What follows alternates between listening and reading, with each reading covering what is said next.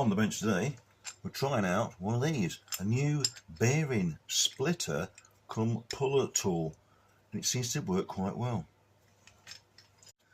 This Rotoflex rear hub, you've got to assemble it and measure it and then disassemble it and grease it and then put it back together. It's a pig of a job.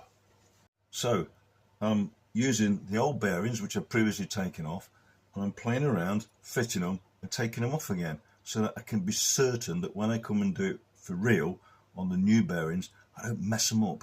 This is the inner race that I'm just playing around removing it, and it's coming off quite nicely. There it is, off.